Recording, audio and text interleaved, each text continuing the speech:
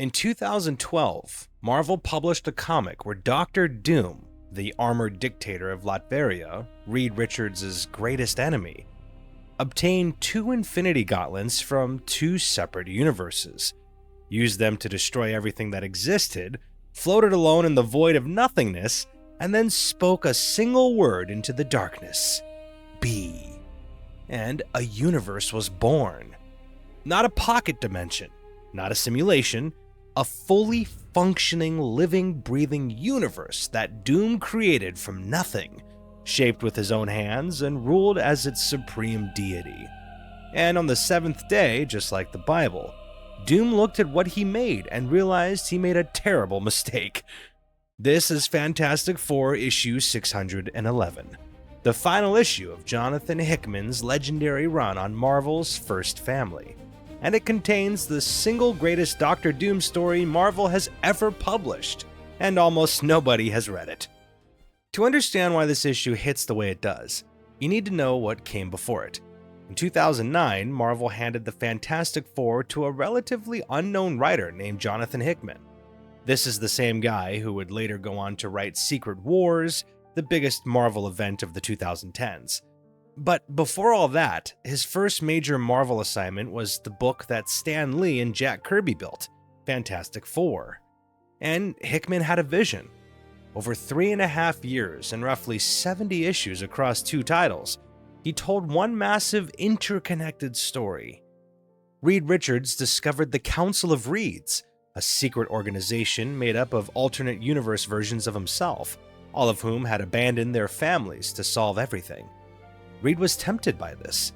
He saw what he could become if he chose intellect over love, and he said no. Meanwhile, Doctor Doom was on his own parallel journey. Throughout Hickman's run, Doom wasn't just a cackling villain. He was a man wrestling with the same questions Reed was. What would you sacrifice for ultimate knowledge, for ultimate power, for the ability to fix everything that's broken? The run built to an insane climax. The mad Celestials, godlike cosmic beings, invaded Earth. And in a moment that shocked everyone reading at the time, Doctor Doom stayed behind in the besieged council chamber to hold them off alone. He sacrificed himself to buy the Fantastic Four time to save reality. Victor Von Doom, the man who had spent decades trying to destroy Reed Richards, chose to die so that Reed's family could live. And everyone thought he was dead, until this issue. Fantastic Four 611 opens in the Parliament of Doom. This is a place where lobotomized versions of Doom from across the multiverse worship the prime Victor Von Doom as their god. And Doom is sitting on a throne wearing twin Infinity Gauntlets, one from each of two different universes. Adult Valeria Richards, who traveled back from the future, stands before him and whispers the words that set everything in motion. Find a way, Uncle Doom. And here's where Hickman does something absolutely audacious. He structures Doom's next sequence as a biblical Genesis narrative, day by day. On the first day, Doom spoke into the void and said, "Be," and there was light. On the second day, Doom separated the light from the dark. One half was called science and the other was called magic. On the third day, he created a grand unified theory, one perfect law for his new universe. On the fourth day, he created the rules of chaos, magic, manifested as 4 pillars. On the fifth day, life appeared, Doom's children of science, and Doom's children of magic. On the sixth day, Doom established his universal kingdom on a world located at the boundary between light and dark, a place where science and magic were married together. And then the seventh day? On the seventh day, Doom realized a mistake had been made. He had made a universe in his own image. And what came from it was something uncontrollable, something wild and apocalyptic. Think about that for a second. Victor Von Doom was given the power of God, literal omnipotence through 2 sets of Infinity Gems, and he used it to create a universe from scratch. And because he is who he is, because his ego and his pain and his need for control are baked into his very being, the universe he created inherited all of his flaws. His creation tore itself apart because its creator was a broken man. That is Shakespearean. That's biblical, and Jonathan Hickman fit it into 6 pages of a comic book. The issue then cuts to the present day. The Baxter Building. Valeria, the younger, current timeline version, wakes up her father Reed in the middle of the night. She tells him Doom is alive. He didn't die fighting the Celestials. He's trapped in the universe he created, and it's collapsing around him. Reed doesn't hesitate. The family travels to Latveria, to the ruins of the old Baxter Building, and they activate the bridge, a device Reed built that can open doorways between universes. They cross through into Doom's creation.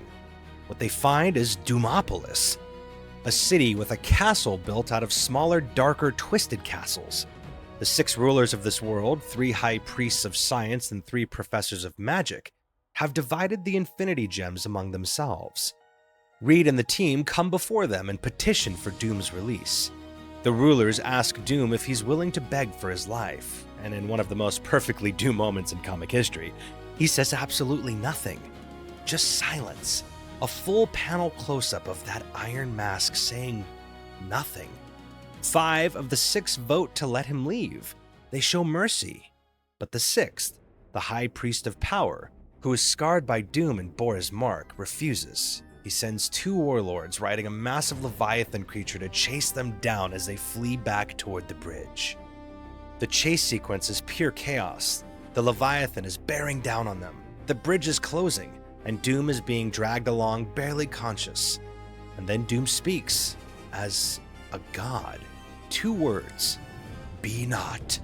The same power he used to create this universe, he now uses to unmake the creature chasing them. It buys them just enough time.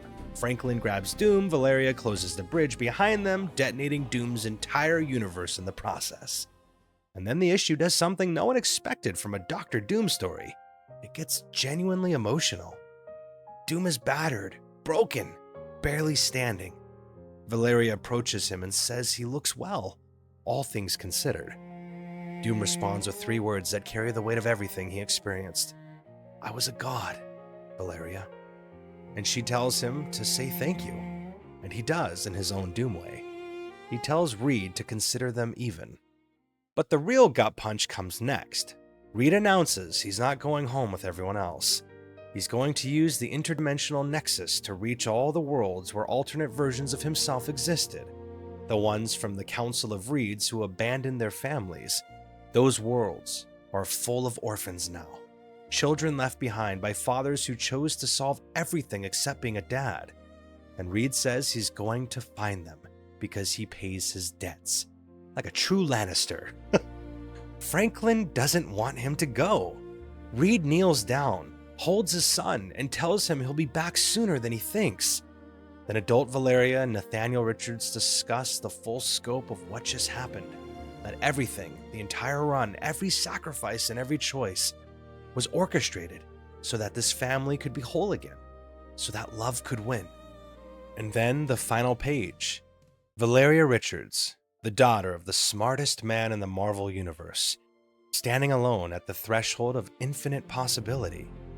And she says 2 words that close out 50 years of the original Fantastic Four title numbering. Here, I can build. Jonathan Hickman wrote in his letter column on the last page of this issue that when he was asked what made the Fantastic Four relevant again, the real answer was simple. The Fantastic Four are a perfect family in an imperfect world, and the force that drove every single story choice across his entire run was love. Boundless, unconditional, to the end of time and back love. And that's the secret of this issue. It's not really about Doom becoming God. It's about what happens when a man who has everything except love tries to build a world without it. And it's about a family that crosses universes to bring even their worst enemy home, because that's what family does.